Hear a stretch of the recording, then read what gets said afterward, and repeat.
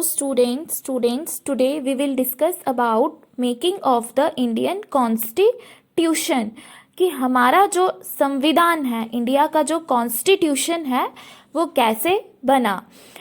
अब देखो, एक ही रात में कॉन्स्टिट्यूशन जो है वो बनाया नहीं जा सकता, ऐसा नहीं हो सकता।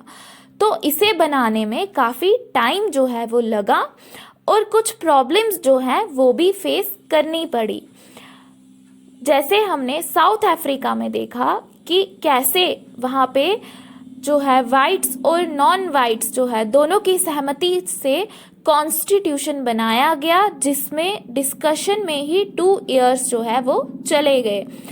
जैसे वहाँ कुछ प्रॉब्लम्स थी, वैसे ही इंडिया में भी कॉन्स्टिट्यूशन बनाने के लिए कुछ प्रॉब्लम्स जो है हमारे कॉन्स्टिट्यूशन मेकर्स को फेस करनी पड़ी, जिनके बारे में हम डिस्कस करेंगे। बहुत ही कठिन परिस्थितियां थी जिसके अंदर हमारा कॉन्स्टिट्यूशन बनाया गया।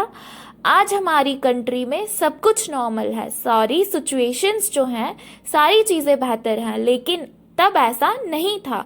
जब कॉन्स्टिट्यूशन बनाया गया तब कुछ इश्यूज थे, कुछ प्रॉब्लम्स थे जो हमारे कॉन्स्टिट्यूशन मेकर्स को फेस करनी पड़ी थी। First, diverse group of population. जब हमारा कॉन्स्टिट्यूशन बन रहा था, इंडिया में बहुत डाइवर्सिटी थी, डाइवर्सिटी तो आज भी है। अब जब कॉन्स्टिट्यूशन बन रहा था तो हर डाइवर्स ग्रुप को उनकी एक अलग अलग मांग होगी। जो डाइवर्सिटी थी वो किस बेसिस पे थी? On the basis of religion, caste, culture, race, अलग अलग फैक्टर्स थे। अब इतनी सारी डाइवर्सिटी को एक साथ एकोमोडेट करने के लिए उनको एकोमोडेट करना है, इकट्ठा करना है, इकट्ठा रखना है, और उसके साथ साथ एक ऐसा कॉन्स्टिट्यूशन बनाना भी है कि जितने भी डाइवर्स ग्रुप हैं सभी उस कॉन्स्टिट्यूशन को अडॉप्ट कर लें।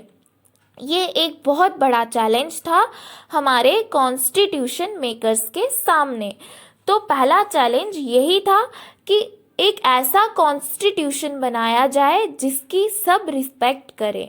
Second, partition on the basis of religious differences. जब हमारा कॉन्स्टिट्यूशन बन रहा था तब उस समय हमने पार्टीशन को फेस किया था। हमारी कंट्री जो थी वो डिवाइड हुई थी on the basis of religion. तो जो अलग अलग रिलीजियस कम्युनिटीज़ थी उनके बीच बहुत कम्युनल टेंशन डेवलप हो चुकी थी।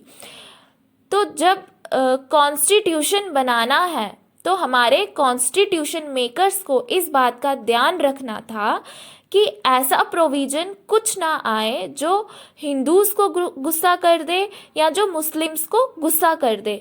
तो ये चैलेंज था कि कॉन्स्टिट्यूशन बनाए वो ऐसा हो कि हमारी कंट्रीज़ की रिलीजियस हार्मनी को वो डिस्टर्ब ना कर दे। जो कॉन्स्टिट्यूशन बने हमारी कंट्री में उससे रिलीजियस हार्मनी डेवलप होनी चाहिए, डिस्टर्ब नहीं होनी चाहिए। क्योंकि जो पार्टीशन हुआ था वो किस बेसिस पे हुआ था? रिलीजियस बेसिस पे। और उस पार्टीशन की वजह से 10 लाख पीपल जो थे उनकी जो है उनकी डेथ हो गई थी, दे वर किल्ड। तो ये भी एक प्रॉब्लम फेस करनी पड़ी थी। Third, problem of integration of princely states. जब इंडिया को आज़ादी मिली थी तो उस समय ब्रिटिशर्स ने क्या किया? जितने भी प्रिंसली स्टेट्स थे, जितने भी रजवाड़े थे, जैसे J&K, हैदराबाद या राजस्थान के कुछ एरियाज जो थे, तो ब्रिटिशर्स ने क्या बोल दिया कि प्रिंसली स्टेट पे ये डिपेंड करता है कि वो इंडिया के साथ रहना चाहते हैं। अगर वो इंडिया के साथ रहना चाहते हैं तो वो उनके साथ रह सकते हैं, अगर वो पाकिस्तान के साथ रहना चाहते हैं तो वो वहाँ रह सकते हैं, या फिर इंडिपेंडेंट रहना चाहते हैं तो वो भी कर सकते हैं। तो अब चैलेंज ये था कि एक ऐसा कॉन्स्टिट्यूशन बनाए कि जो परसुएट करे कि सारे प्रिंसली स्टेट्स आके इंडियन यूनियन के साथ मिल जाएं। तो ये कुछ चैलेंजेस जो थे वो फेस करने पड़े थे हमारे कॉन्स्टिट्यूशन मेकर्स को कॉन्स्टिट्यूशन बनाने के समय। The path to constitution. जब कॉन्स्टिट्यूशन बना तो उसका रास्ता कैसा रहा और कहाँ से क्या क्या सीखा और कॉन्स्टिट्यूशन बनाया गया। First, advantage over south Africa developed consensus during freedom struggle. जैसे हमने लास्ट लेक्चर्स में पढ़ा कि साउथ अफ्रीका में जब कॉन्स्टिट्यूशन बनाने की बारी आई तो वहाँ वाइट्स और नॉन वाइट्स दोनों की सहमति जो है वो लेनी पड़ी, जिसमें 2 years जो है वो लग गए। बट इंडिया के पास एक एडवांटेज था। वो एडवांटेज क्या था? साउथ अफ्रीका के पास फर्स्ट हैंड एक्सपीरियंस नहीं था, किसी चीज़ का भी एक्सपीरियंस उनके पास नहीं था। उन्होंने पहले से स्ट्रगल नहीं करा था, उन्हें कोई आइडिया नहीं था। लेकिन साउथ अफ्रीका से अगर इंडिया को कंपेयर किया जाए तो हमारे पास कुछ एडवांटेजेस थे। वो एडवांटेजेस क्या थे? We had developed consensus. हमारे पास आम सहमति थी किस चीज़ को लेके? कि हमारा कॉन्स्टिट्यूशन कैसे बनना है और कब डेवलप किया था वो ड्यूरिंग फ्रीडम स्ट्रगल्स। जब इंडिया में फ्रीडम स्ट्रगल्स जो हैं वो चल रहे थे तो जो हमारी यहाँ लीडर्स जो डिबेट कर रहे थे या जो डिबेट्स चल रही थी इंडिया के आज़ाद होने के बाद, तो उस टाइम पे इंडिया के पास जो है वो आइडिया था कि उनका कॉन्स्टिट्यूशन जो है वो कैसा होगा। तो वहाँ पे आम सहमति बनाने की ज़रूरत जो है वो नहीं पड़ी थी। आम सहमति जो है, कॉन्सेंसस जो है वो पहले से बन चुका था। फ्रीडम स्ट्रगल्स के दौरान हमारे लीडर्स ने जब कॉन्स्टिट्यूशन जो बनाया, उससे पहले ही फ्रीडम स्ट्रगल्स के दौरान जो डिबेट्स हुई थी तो उसकी वजह से क्या हुआ, जो हमारे इंडिया के लोग थे वो यूनाइटेड हो चुके थे। जब आज़ादी की लड़ाई जो हम लड़ रहे थे तब हम यूनाइटेड भी हो चुके थे, तो सहमति जो है वो तब ही बन चुकी थी। Second, in 1928 Motilal Nehru and 8 other Congress leaders drafted constitution 1931 Karachi session of the Indian constitution. 1928 में मोतीलाल नेहरू और 8 other लीडर्स जो थे कांग्रेस लीडर्स, उन्होंने कॉन्स्टिट्यूशन ड्राफ्ट किया। ड्राफ्ट मीन्स एक कच्चा चिट्ठा तैयार किया कॉन्स्टिट्यूशन का। 1931 में जो कराची सेशन हुआ था इंडियन कॉन्स्टिट्यूशन का, तब वहाँ कराची सेशन में रेजोल्यूशन पास किया गया था कि जो हमारी फ्यूचर कॉन्स्टिट्यूएंट असेंबली होगी, जो हमारा कॉन्स्टिट्यूशन बनाएगी, तो उसमें क्या क्या होना चाहिए।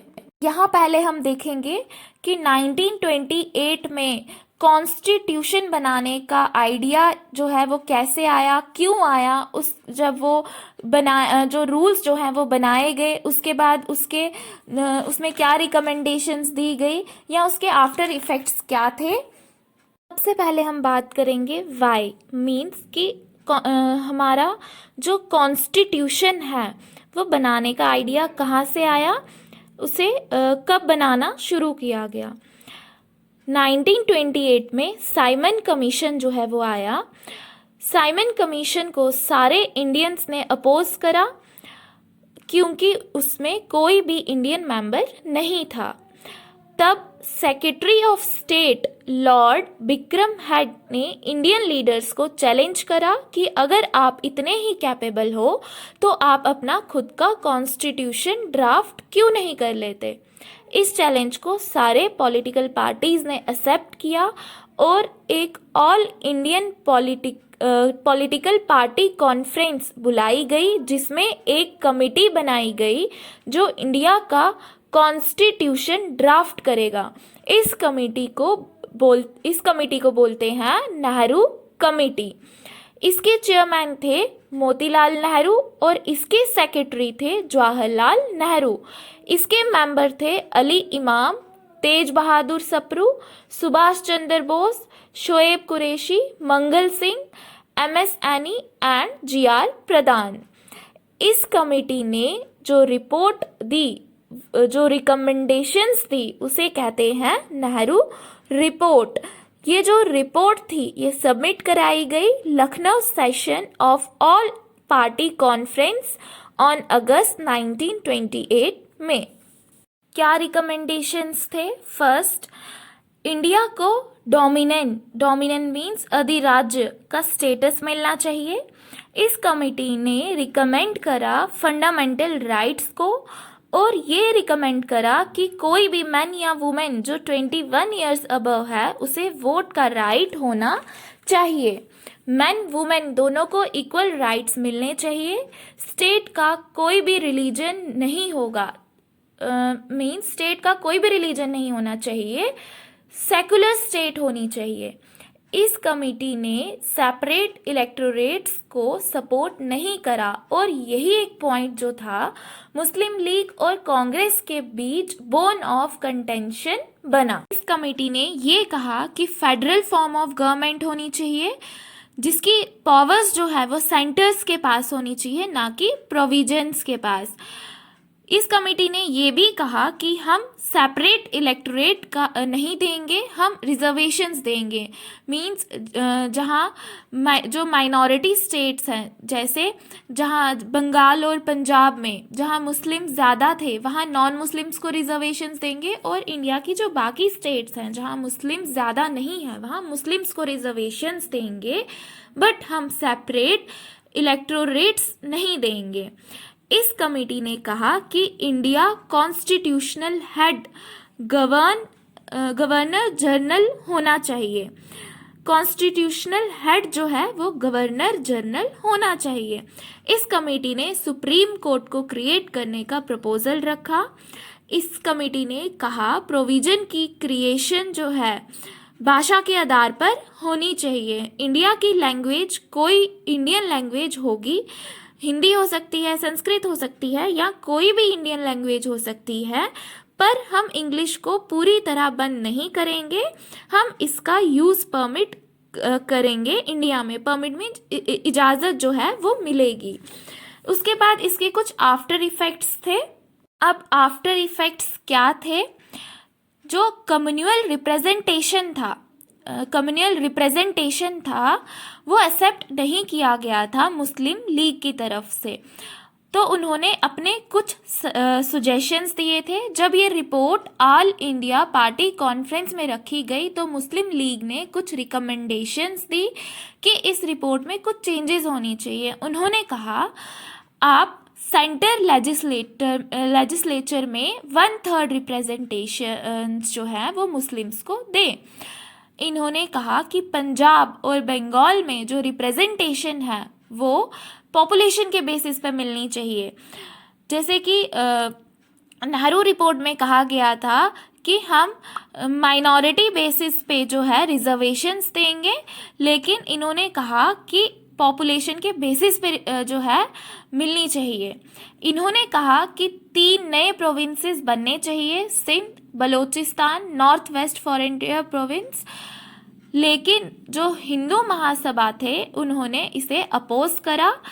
किसे अपोज किया? फॉर्मेशन ऑफ न्यू प्रोविंसेस और communal representation in Bengal and Punjab. तो इसी के कारण जो है जो अली मोहम्मद जिन्ना थे उन्होंने कुछ अपनी मांगे रखी। जब उन्हें लगा कि उनके जो रिकमेंडेशंस हैं वो नहीं माने जाएंगे तो उन्होंने क्या किया? सेपरेट नेशन की मांग तेज़ कर दी। सेपरेट नेशन जो कि बाद में पाकिस्तान बना, उसकी मांग तेज़ कर दी। तो मोतीलाल नेहरू जी ने जो ड्राफ्ट जो तैयार करना शुरू किया था, उसकी वजह से हमें पहले ही एक आइडिया मिल गया था कि देश का आने वाला कॉन्स्टिट्यूशन कैसा होना चाहिए। इसी से रिलेटेड 1931 में कराची सेशन जो था इंडियन कॉन्स्टिट्यूशन का, वही पे ये तय किया गया कि हमारा कॉन्स्टिट्यूशन कैसा होगा।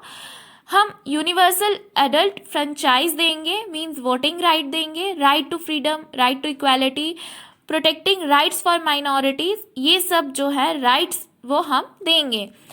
हमारा जो माइंडसेट था वो पहले से ही तैयार हो गया था। तो ये कुछ था कि जो 1928 में ड्राफ्ट तैयार किया गया था कॉन्स्टिट्यूशन का, उसमें क्या क्या रिकमेंडेशंस थी और उसके क्या क्या आफ्टर इफ़ेक्ट्स थे। तो फर्स्ट पॉइंट में हमने बात की कि इंडिया के पास एक एडवांटेज था कि कॉन्सेंसस जो था, आम सहमति जो थी वो पहले से बन चुकी थी। फिर हमने सेकंड पॉइंट में बात की कि 1928 में मोतीलाल नेहरू और 8 अदर कांग्रेस लीडर्स जो थे उन्होंने कॉन्स्टिट्यूशन ड्राफ्ट किया था, उसे हमने डिटेल में पढ़ा। थर्ड पॉइंट है familiarity with political institutions, provisional legislatures election 1937, government of India 1935। जो प्रोविजनल लेजिस्लेचर इलेक्शंस जो थे, जो प्रोविजनल लेजिस्लेचर इलेक्शंस जो होते थे उस समय ब्रिटिशर्स ने ये अलो कर दिया था कि आप अपनी अपनी स्टेट्स में लेजिस्लेटिव असेंबली के इलेक्शंस जो हैं वो करवा सकते हैं।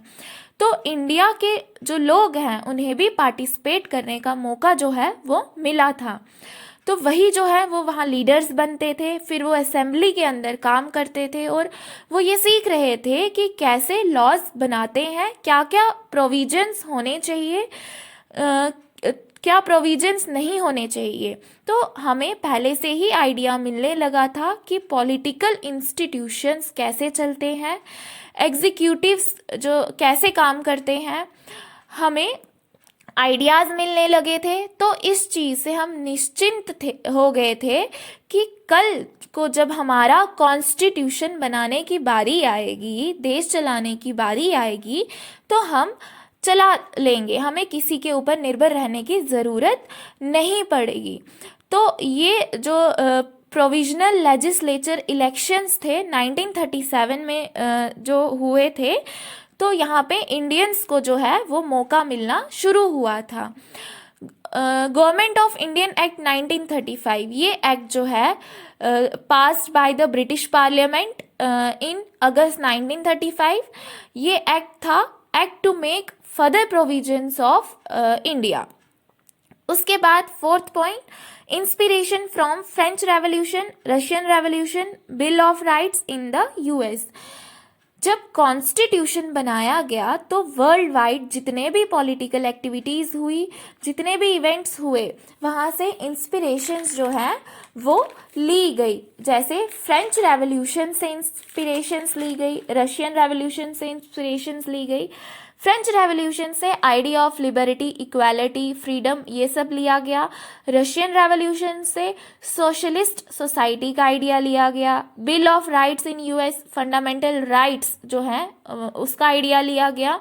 वर्ल्ड वाइड जो अलग अलग इंस्पिरेशंस हुई थी उन्हें अपने कॉन्स्टिट्यूशन में इंक्लूड किया गया। इन इंस्पिरेशंस को डायरेक्टली ऐसे ही मीन्स कि पढ़ा, सुना, देखा और इंक्लूड किया, ऐसा नहीं हुआ। इन पे पहले विचार विमर्श किया गया, फिर इन्हें इंडियन कॉन्स्टिट्यूशन में इंक्लूड जो है वो किया गया। सो स्टूडेंट्स, ये था आज का लेक्चर। होप आपको समझ आ गया होगा। Thank you.